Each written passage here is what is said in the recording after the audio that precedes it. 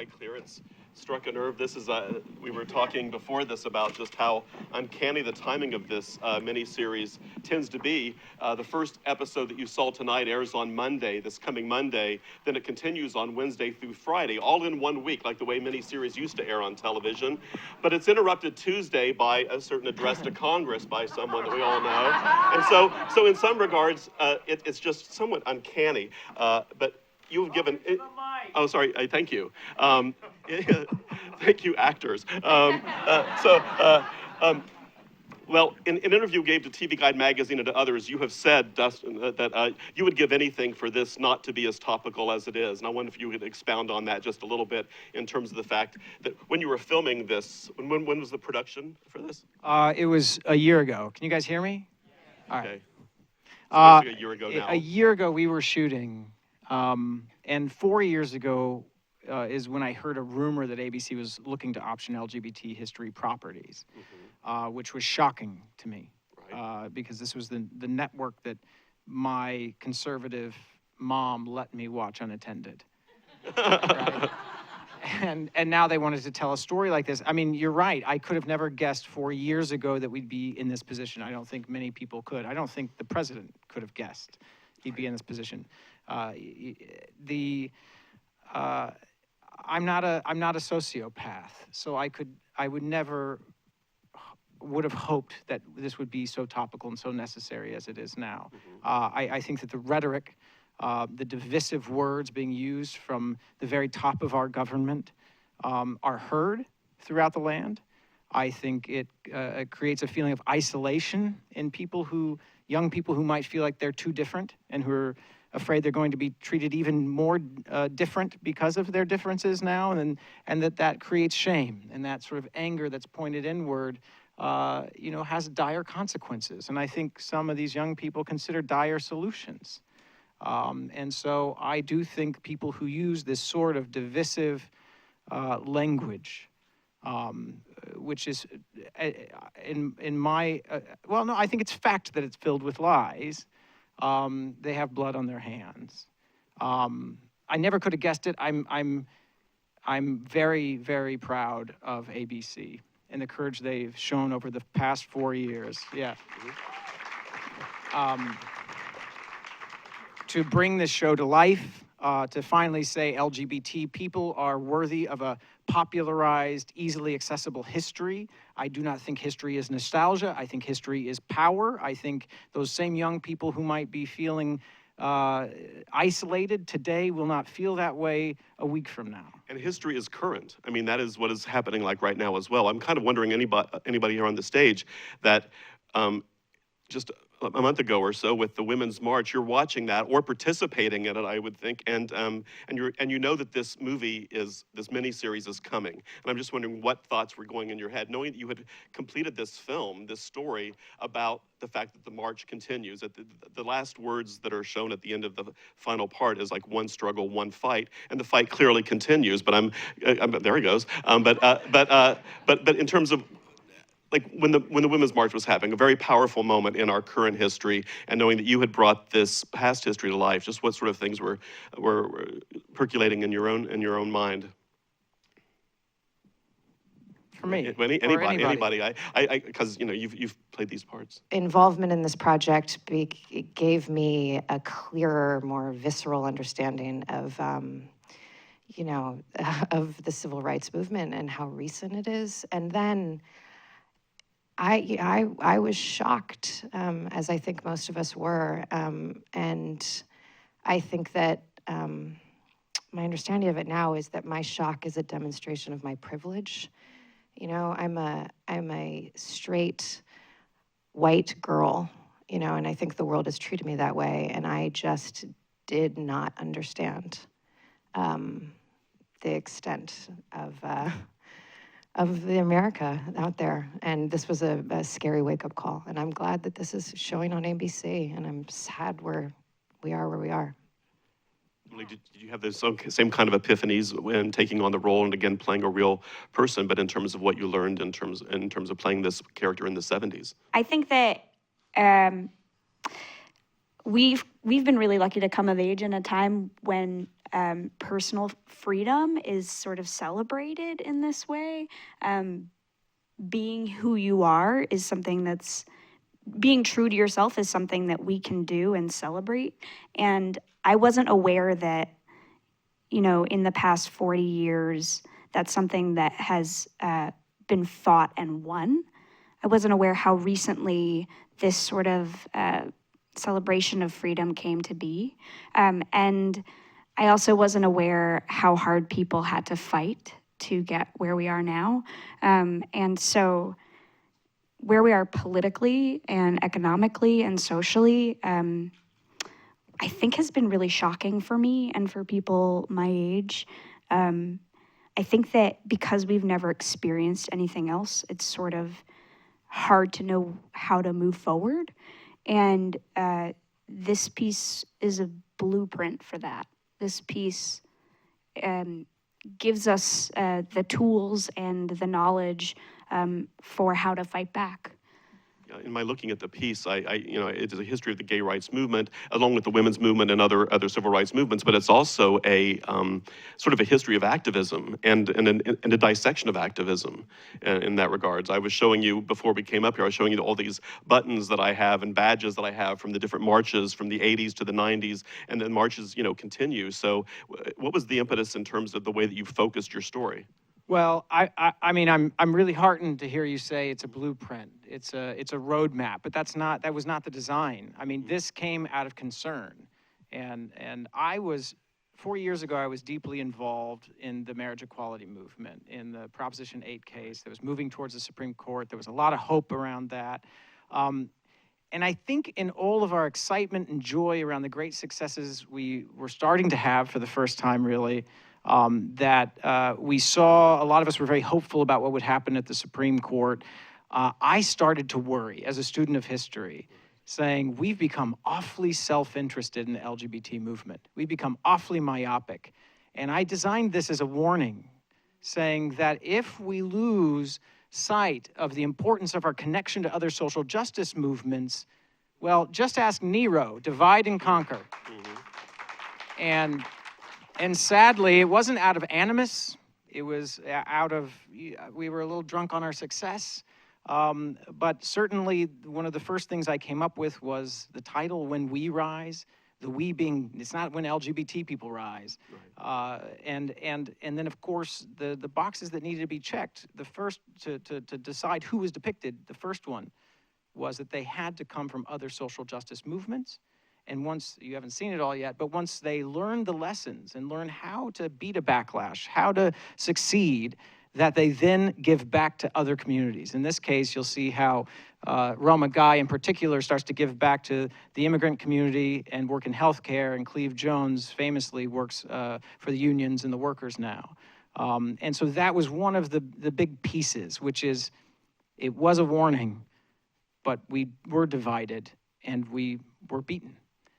Now, I hope it's a roadmap to say, hey, you also see a lot of backlash in this show. You'll see it hour by hour, how we make progress and we're pushed back. We make progress and we push back. The way we get the pendulum moving forward again is to lock arm in arm with our brothers and sisters and other social justice movements and push back together. That's the lesson of When We Rise.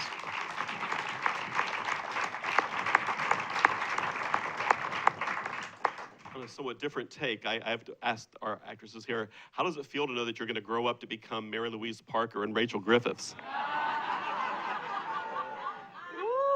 Really cool. I hope it happens. I've looked up to her forever. Since Muriel's wedding, you guys remember that performance? Oh my God. That was my first gay date. My first kiss was after Muriel's wedding. So, yeah. But in terms of when you put the movie together and the casting, you knew who were going to play the adult versions of them before you found, how did that all come together? Not always. I mean, we were having to do it simultaneously, and frankly, we knew we were going to be shooting a little bit in order. So we knew the first 4 hours were going to come first. And so we were searching for both versions at the same time. I did have, and I try not to do this when I'm writing, especially a true story, I did have an actress in mind for Roma. and that was Mary Louise Parker. And it was the first person we went to, and she said yes right away. And that was invigorating for me. I think it was probably very helpful with things like budget and schedule with ABC. But at the same time, we were just looking for the best possible actors and actresses for these roles. And tapes were coming in, and then meetings were being had, and then maybe me and Gus Skyped Emily in her bedroom at home. Yeah, that was amazing. To see, well, we thought the same thing when we closed the laptop. We were like, "Holy fuck, she's cool." Yeah. Wow, thanks. Sure. Well, you're playing. You mentioned about the real characters you're playing, and that you would be able to meet the real characters. I know Roma is listed in as a consultant. Mind you, Dion was around as well. So, in terms of what did you get from meeting them? What did they? How did that help you figure out who you were going to be and how you were going to play it? It's pretty amazing. I've played real people before. It's kind of become a habit of mine in my career, and I really love it. I love having a real life person in front of me. I love being able to watch the way they form sentences, the different mannerisms. It sort of feels kind of like having an encyclopedia. You know, you get a script and you get a character, and then you also get a blueprint, for lack of a better word, of that person, a real life breathing person. And, you know, I really loved being able to, you know, I don't have to make up memories of this character. I have someone who can tell me exactly how it felt, exactly how they grew up, where they grew up. You have a wealth of knowledge to build a character on. It's really exciting. Is it the same? Yeah. Hello. I had never played somebody who I could talk to before, and it was a little bit intimidating, more intimidating at first. And I went up to San Francisco and spent like 4 days with her before the majority of my filming, and I found myself in these conversations where I was having to. She's wonderful and really open and warm, but also I'm asking her about what it really felt like when, you know, her heart got crushed on that street corner, and I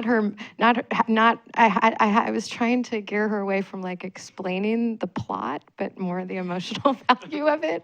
And I think it ended up giving us this kind of lovely shorthand. I've been able to keep in touch with her a little bit, and I feel like I really know her, and I think it's reciprocated. I really looked up to her. I mean, she is an impressive woman who puts, you know, civil rights and other people and health and issues before money, before comfort, before herself. It's inspiring. And they're both still alive and still very much active. And together. Spoiler. Just ruined the ending. Guess you guys can watch Trump's speech and just tune out for the rest of the week. God, yeah. Okay, I'll get better. More like an historical spoiler alert, I suppose, in that regards. But did you see like pictures of them at the time? Did it, in terms of the look, their look or anything like that you were trying to replicate? And also in terms of capturing parts of the character that then would be reflected in what Mary Louise and Rachel would be doing later. Was that ever come up in terms of the way that you were taking on the role or even writing the role? I mean, I'll start with that I always thought the touchstones should be the real people. That was the second box. If the first was be involved in other movements, the second was that these people, here's the thing, you guys know this, if for any underrepresented kind of people in film and TV, at first you're allowed to be funny and a supporting character. You have to be completely harmless, right? Then you can graduate to being dramatic and maybe even political, as long as you die in the end, right? I made a movie like that with Bruce Cohen there, called Milk. Then I thought, it's about damn time that we make a show where most of the folks who we're portraying are living full lives. They're funny, they're dramatic, they live emotional lives, intimate lives. They can also become political and rise up and defend their lives and still survive and thrive. So one of the check boxes I wanted to check was that they needed to mostly still be around and alive, and that meant we had a touchstone. So I didn't need to say to any of the actors, hey, you need to meet up with the other actor and sort of begin to mimic each other. No, just go meet with the real person. And we had the real people around as much as they were helpful. And for the actors, I hope it was helpful. Oh, yeah. Yeah. We did want to, I mean, having watched Mary Louise's work and Rachel's work, it was kind of, it was hard not to have them in mind during the process, but I did feel like Roma and Dion were extremely generous with who they were, and that was something that we couldn't be denied in the work that we were doing, their presence. They were also, Dion was so open, so willing to talk to me about, these pivotal points in her life. And so, that was incredible. This puts them on a platform that they've never probably been on in terms of the national spotlight, quite as big and quite as, in its own way, mainstream. It's on ABC for 4 nights. And so in this regards, their story is being told on a very, very big canvas. And how do they feel about that? I mean, in terms of, there are some, tricky bits here. The guys like it and the women think it's gross, I think. I mean, but that speaks to sort of some deeper issues in our world. I mean, I think but you guys, it's impossible. I'll just talk about the research for a second and you fill it in. It's impossible to get Roma or Dion to use the word I. All they use is the word we.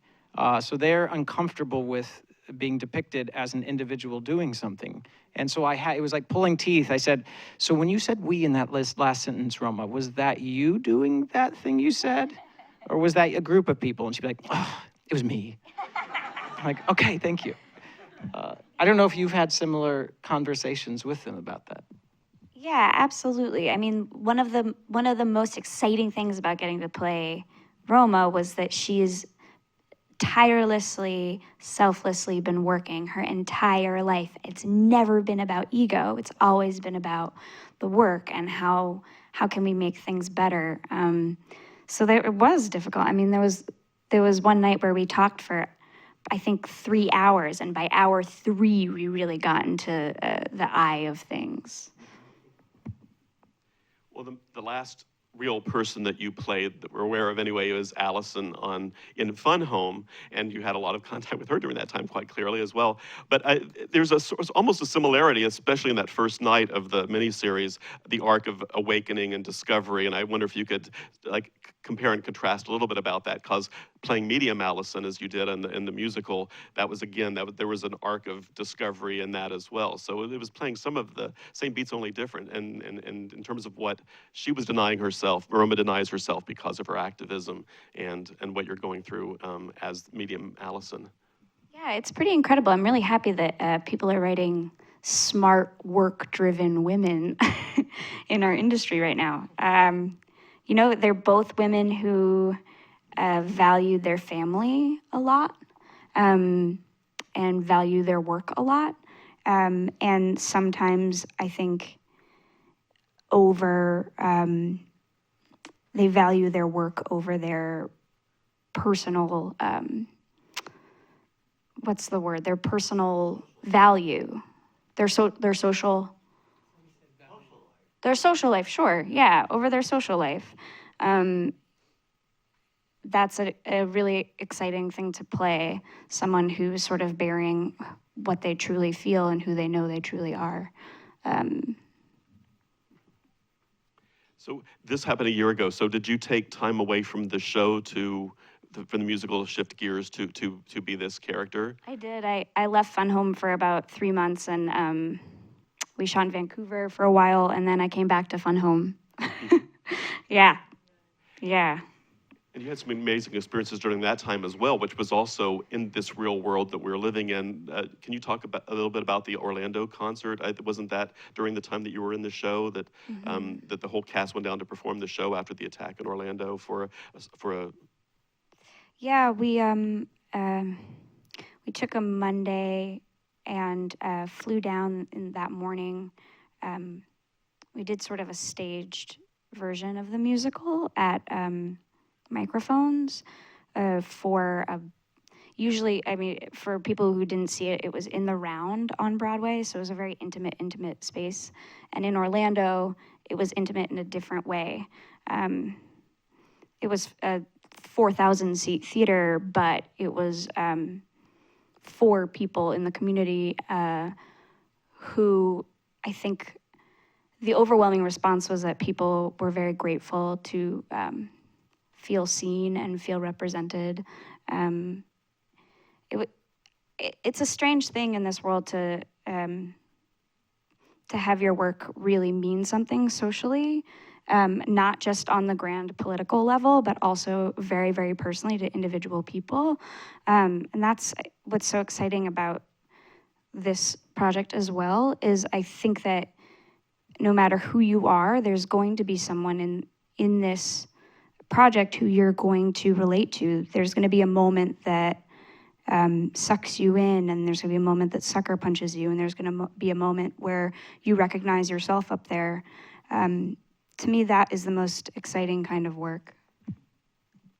And you've had it sort of twice in recent times, because Fun Home also touched a lot of people. It's on the road now, touching people. But to think, you were involved in that experience.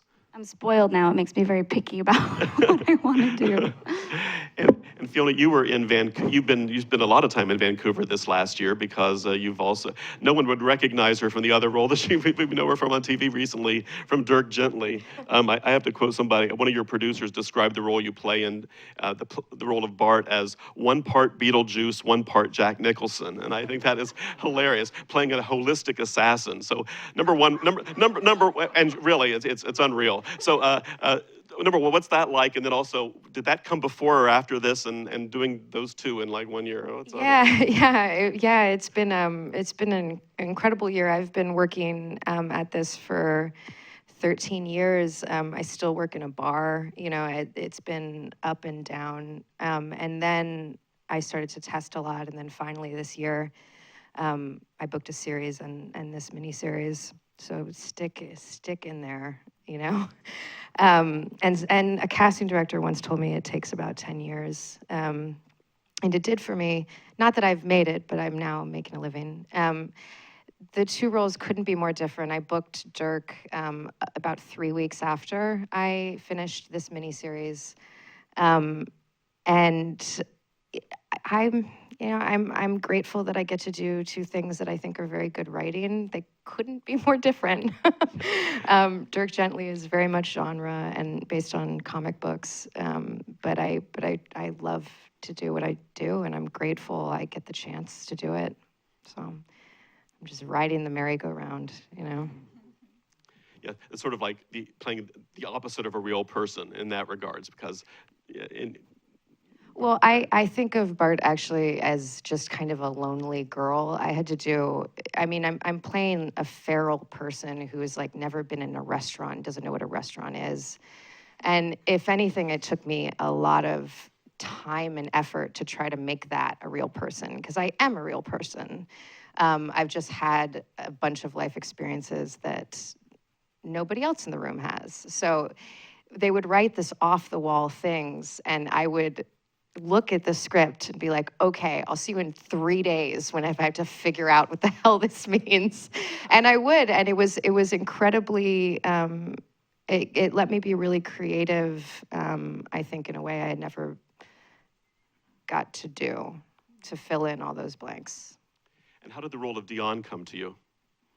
I got the audition. I read a monologue that I give about the HIV crisis, and before I went in, you just know when something's really good.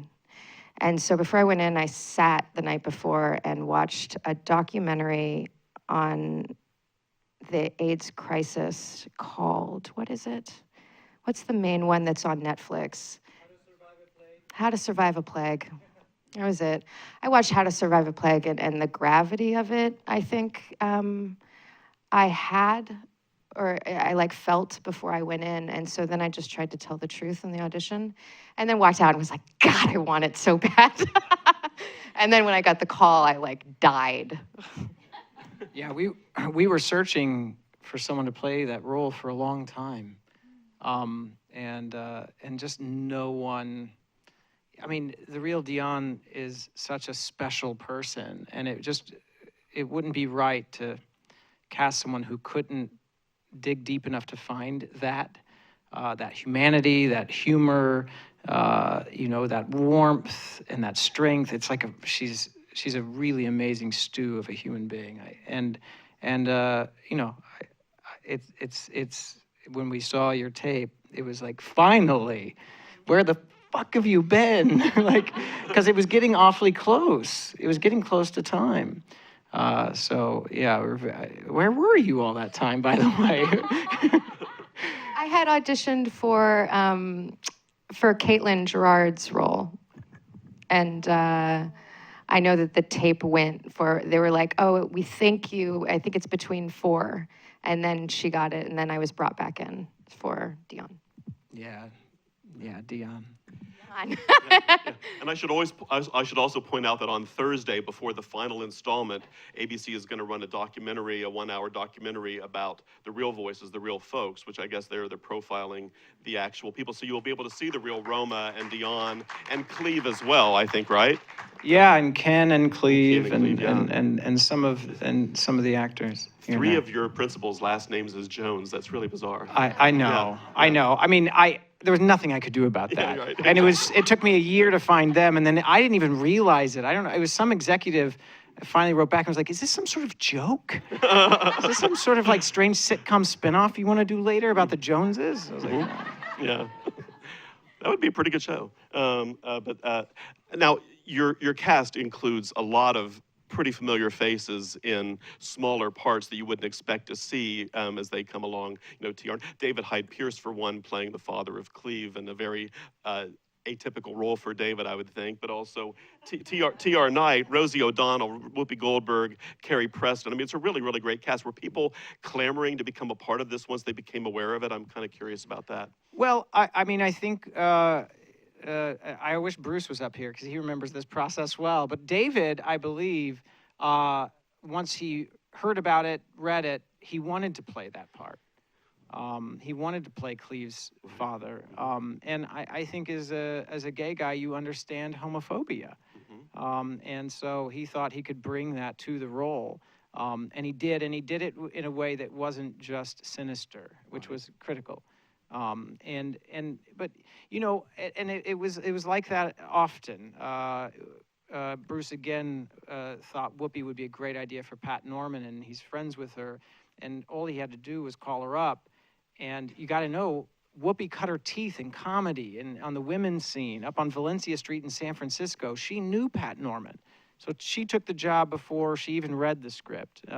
Rosie O'Donnell was inspired by Del Martin, like so many women, so many lesbians. And so she knew who Del was in her bones. And we Skyped, Gus and I Skyped with with Rosie as well before we gave her that part. It was, I think there's a bit of a calling to it. It's not every day you get to do something in Hollywood that you feel like could move the culture in a good direction. It doesn't come along all the time. And so I think you get more yeses than you might usually, particularly for a network show. Right. Which brings me back to it being on ABC for 4 nights out of 5 nights in a row. Basically occupies an entire week of prime time, which is almost unheard of anymore in terms of actual programming. It's something I grew up with when there were still miniseries like Roots and Thornbirds and all that sort of a thing. But to be presented with the opportunity for that, is that how you pitched it to them, or how did this even come about for it to be able to be seen in this format? Because it's kind of radical in some regards to me to see this in that format. No, I pitched it in a different way. I mean, originally I wanted 10 hours. I still would like those 2 hours. Well, there's still going to be plenty of material. Yeah, You could do a well, sequel. sadly, we might need a sequel. And I didn't design it in these 2 hour a night chunks or ever dream I would get the sort of, like Winds of War and Thornbird's Roots treatment. That all happened after it was completed. And David Marco, who does miniseries at ABC, had faith that this is how the show should be seen. And Channing, the president of ABC, really believes in this show, has championed this show. She's one of, when I first pitched it, I went in and pitched it to Paul Lee and Channing Dungey. Paul Lee was the president at the time. Channing would eventually take over. And I asked them why they wanted to do this show, why it was personal, because I didn't want to waste my time and develop something there. I knew I wasn't going to get paid much.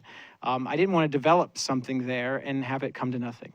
And so they told me the story of why it was personal to them, and I felt it was true, and I felt that would get it a green light eventually, or at least give it a good shot.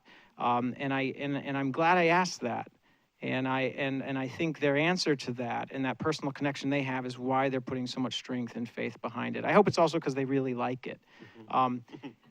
It's a hell of a lot of pressure, and who knows how it'll go, because the world has changed since Roots and Thornbirds. But I have a feeling a lot of people are going to binge watch either on the nights or be DVRing it, and I'm really curious to see how that goes. It is bingeable because it will be on Hulu as well and all the other that platform and abc.com. So there are many, many ways to watch it if you're not the type who will watch something night after night, which we're kind of not in that habit anymore. We kind of want to watch it when we want to watch it, but nonetheless, it's being presented in a way that it actually is going to have some longevity, perhaps, because it's going to be able to be streamed in the way that people seem to like to watch TV nowadays. So in that regards, that's great. This being a SAG-AFTRA audience, the question comes up from the audience, and it's something I think gets asked a lot. Do you have a story about how you got your SAG card? I did a show called Salem right before I came out and did this, where I played another strong woman, but a fictional one this time. I played a girl who was pretending to be a guy, basically like a Mulan sort of thing in the militia in the era of Salem in New England. I think that's a pretty badass way to get your SAG card. Right, I'd say. And you played a witch before, too, on True Blood, right? Yeah. I played a witch that said about one thing an episode, but I did play a witch. I got my SAG card as whore number 3 in Deadwood. No big deal. And it was back in the day when they would Taft-Hartley you. And I was, this has a bad word in it, but I was Taft-Hartley'd for saying the word, he says he wants it in pussy. And I got my SAG card.